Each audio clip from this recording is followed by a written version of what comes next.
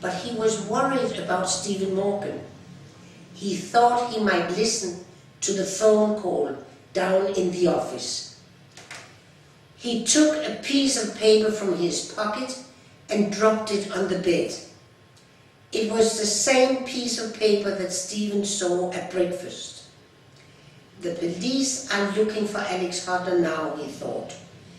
The snow will make it difficult for them. They won't come here. He sat in a chair by the window and closed his eyes. He was very tired. After a few minutes, he was asleep. He woke up an hour later. What was that noise? It was somebody knocking loudly on his bedroom door. Mr. Todd opened the door and saw a man. Behind him was a boy and a girl. He knew the boy was the son of the owner. He wasn't sure about the girl. What do you want? He asked the men. I am Detective Sharp, the man said, pushing his way into the room. He looked around quickly. And I have some questions I want you to answer. Do you know Guy Christie? What do you know about the fire at Guy Christie's house? How did it start? Who was the man killed in the fire? And I know the diamonds and money are in this room. Where are they? I don't know what you're talking about, Mr. Todd said. Janie and Stephen followed the policeman into Mr. Todd's room. We know who you are, the policeman said. He looked back at Janie. This young person drew a picture of your face. Her name is Janie. Do you remember her? She was a student of yours. Mr. Todd looked at Janie. I don't know her, he said. She thought you might be Alex Hodder, the policeman said. So she used the fax machine to send a copy of the picture to Mr. Christie. Mr. Christie saw the picture and knew who the man was, so he phoned the police. That is why we are here. I'm not Alex Hodder, Mr. Todd said. The policeman smiled. We know that now. Alex Hodder is dead. He was the person killed in the fire, not Tom Wood. You are Tom Wood. You want everybody to think that Tom Wood was killed in the fire. You want us to look for Alex Hodder, not Tom Wood. But Mr. Christie saw Janie's picture. Now he knows it is Tom Wood who is running away. He knows it is Tom Wood who has the money and diamonds and who killed somebody in the fire at his house. And he thinks that Tom Wood may be going to meet Mrs. Christie. Look, said Stephen, there are the diamonds and the money. They are in his coat pocket. Aha, said the detective. These diamonds and the money belong to Mr. Christie. Where is Mrs. Christie? I don't know, Tom Wood said. You are lying, Detective Sharp said. Tell me where she is. Tom Wood said nothing. Wait, Stephen said. He saw the piece of paper on the bed and picked it up. He looked at this at breakfast, and I saw it. I couldn't understand what it said, but now I can. If you want to find Mrs. Christie, you should read it. Detective Sharp looked surprised, but he read the piece of paper. After a minute or two, he smiled. Very clever, he said. The detective came back to talk to Janie. Tom Wood isn't his real name, he told Janie, Stephen and Mrs. Morgan. We found his passport in his suitcase. The name on the passport is Tim Barron. That was the name of the teacher, Janie said. Now I remember. Detective Sharp smiled.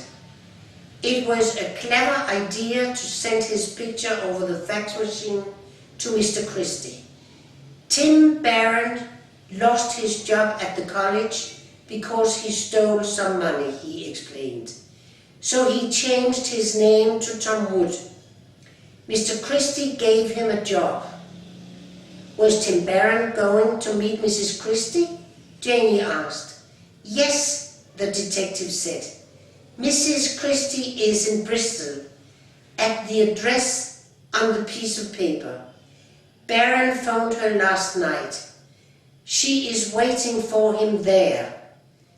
She thinks he is coming with the money and diamonds, but it will be a policeman who calls on her.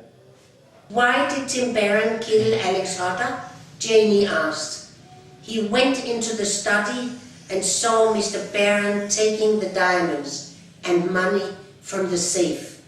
So Barron killed him and decided to make Hodder look like Tom Wood. Barron was wearing a ring. He put it on Hodder's finger. Then he started a fire in the study. After the fire, Mr. Christie saw the ring and thought the dead man was Tom Wood. So we began looking for Alex Hodder. Then Mr. Christie got Janie's picture, Stephen said. Yes, Sharp said, smiling at the two young people. He thinks you are a good artist, Janie. I may be one day, Janie said, if I can get enough money to stay at college. You will have lots of money soon, he said. Mr. Christie decided to give you a reward. A reward, Janie said. How exciting, and all because of a picture. A very important picture, the detective said, smiling.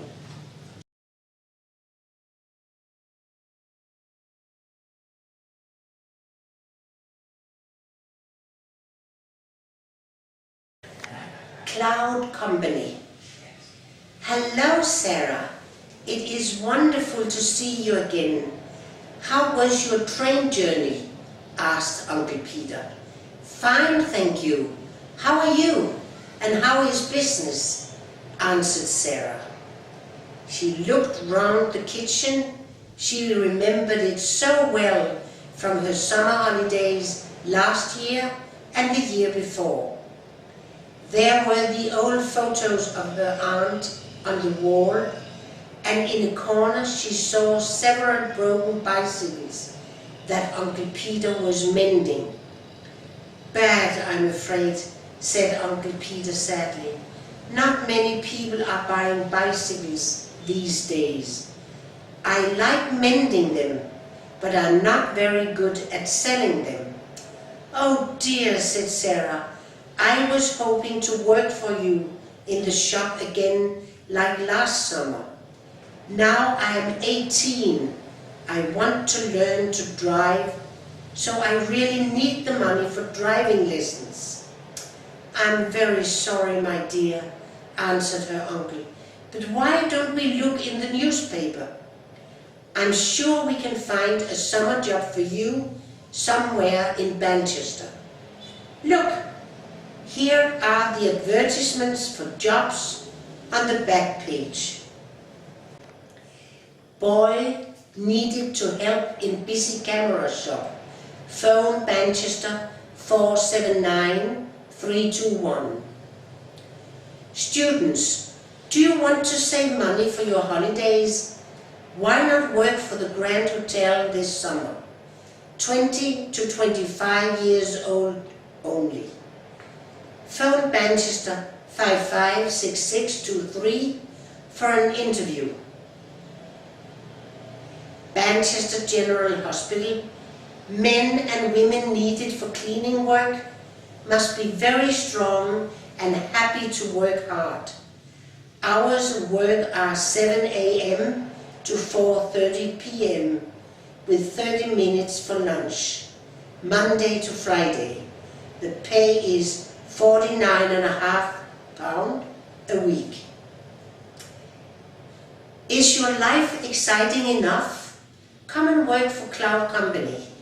Working for us is never boring, and we pay well. If you want to know more, come to an interview at 11 a.m. on Thursday, July 29th in our first floor office at 24A Edward Street, Manchester. Workers wanted at Black's Fruit Factory near Manchester on the Starbridge Road. No special clothes needed. Good pay with free lunch in factory restaurant. No students. Sarah decided to go to the interview in Edward Street the next day. She found the address, pushed open the door, and went upstairs to the first floor. "Come in," a man called. There were two men, one sitting behind a desk and the other one standing near the window. "Good morning," she said. "I have come about the job." "Of course," said the man at the desk, smiling warmly at her. He was tall, with dark hair and a big beard. "Sit down, I'm Tony." "And I'm Frank," said the other man. He was smiling too. Sarah sat down in the chair opposite Tony. "Can you tell me about this job?" she asked. Tony laughed. "First, write down your name and address for me, my dear. I think you will be just right for Cloud Company. Don't you agree, Frank?" The other man didn't answer. He was looking out of the window. Suddenly he turned and said quickly to Sarah, "You will have to go now. We have got some important business to talk about. You will hear from Cloud Company soon." The two men were looking out of the window as Sarah left the office. They did not see her pick up several pieces of paper from the floor. Outside, a police car was driving slowly along Edward Street. Every summer, Sarah spent a lot of time with her friend Richard, who lived near Uncle Peter's shop. She immediately went to his house to tell him about her strange interview. He was very interested. "And look," she said, "look what I found on the floor. I think it is part of a blackmail letter. Read it." "This is very exciting," said Richard. "I think we should do some detective work. Let's go back to Cloud Company together. There are some questions we should ask those men, and perhaps we can find the other half of the letter with the instructions." But when they went back to 24A Edward Street, they found that there was no name on the door. They pushed open the door, which wasn't locked, and went upstairs to the first floor office. Nobody was there, but they did find the clue they were looking for. It was under the desk. "Several things have gone from the office, you know," said Sarah, as they sat in the tea shop in Edward Street looking at their clues. The papers on the desk, the camera, the newspaper and the map. The man with the beard took his coat with him too, of course. "Why do you think they left suddenly?" "I think they are afraid of the police," answered Richard. "They saw the police car in the street, asked you to leave, took their things and ran. It was lucky for us that they left so quickly. I'm sure they didn't want anybody to find these instructions." "No, but they weren't hidden, just lying under the desk. I think that the two men forgot to take them." Let's put them with the rest of the blackmail letter. Yes, it's the same letter. We know what you did. If you do not pay us £500,000, we will tell your wife. Here are the instructions. Look at Tonight This Week in the Manchester Evening News to see where to bring the money. Michael Lehman's film, first word. Black and white film, third word. Odeon Studio One film, first word.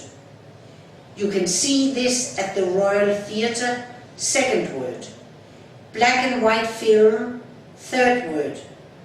Time of Saturday evening show at the Royal Theatre. Newspaper page, first word. This film won 7 Oscars, second word. You can see this at the Little Theatre, second word. Well, said Richard, I think Cloud Company has sent a letter like this to somebody in Manchester. Perhaps it is somebody we know. Let us see if the newspaper can give us any more clues. Cloud Company said there would be a message on the Tonight This Week page. Meet at Green Farm at 8 p.m. tonight with money. So that is the message, said Sarah, as she and Richard sat in her uncle's kitchen later that afternoon. Where is Green Farm, Richard? It is 5 miles out of Manchester, he answered. Nobody lives there now. They say that a girl was killed there a long time ago. There aren't any ghosts at the farm, are there? Asked Sarah, laughing. You don't believe in them, do you? Of course not, Richard answered crossly. But some people have seen a ghost in the farmhouse. She wears white and looks very sad. I think perhaps we should go there tonight. What do you think? The Cloud Company men will be there, won't they? Perhaps we should go to the police now, said Richard. I think you are afraid of the ghost at Green Farm, laughed Sarah. Richard's face did look a little white. No, I want to know what job Cloud Company were going to give me and how many people they are blackmailing. Then we can go to the police. All right, agreed Richard, but it might be dangerous. We should arrive at Green Farm early and hide in the fields near the farmhouse. You can have dinner here with me and Uncle Peter, said Sarah, and we'll go after that. Could we borrow 2 bikes from your uncle? Asked Richard. 5 miles is a long way to walk. I'm sure that will be all right. Now, what other things do we need to take with us? After dinner that evening, Sarah got everything ready. I think I've got everything we need, she said. Let's see. 2 bikes, a torch, 2 pencils, some paper, and a map. Where are you going tonight? Asked Uncle Peter. Sarah looked quickly at Richard. Just to Green Farm, she answered. It's such a nice evening for a bike ride. Green Farm, said Uncle Peter, surprised. I knew the people who lived there, you know. Did you? Asked Richard. Wasn't a girl murdered there? Did you know her? A girl? You must mean Anne Atkinson. She was about 18 when I knew her. When was that, Uncle Peter? Asked Sarah. It must be about 20 years ago. She went to work for George Briggs and his wife. They lived at Green Farm then. She cooked and cleaned for them. I remember her well. She was a pretty girl. She often went to visit her boyfriend in London. Then one day she left very suddenly without telling anybody. I thought she had a better job to go to, or perhaps she wanted to marry her boyfriend. So wasn't a girl murdered at Green Farm? Asked Sarah. Oh yes, I'm afraid she was. Look, this is what I read in the newspaper about a year ago. Poor Anne. Girl's body found. This morning, the body of an 18-year-old woman was found in the garden at Green Farm.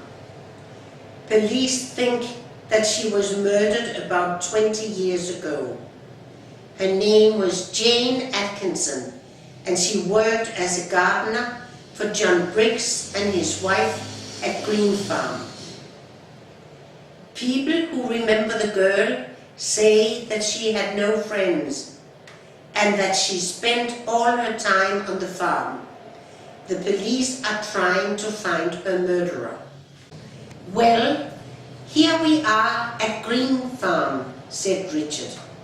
The house looks very empty, said Sarah. I don't think anybody has lived here for years. Look, the windows are broken. But there is a car in front of the house. We must be careful, said Richard, speaking quietly. If Cloud Company are here, we must not let them see us. Shh, said Sarah suddenly. I thought I heard a noise. Perhaps it is the ghost, said Richard, trying to smile. I think it came from the house, said Sarah slowly. Let's go and see. Come on. So they walked very quietly up to the house. Look, whispered Richard. There they are, in the front room. Are they the men from Cloud Company?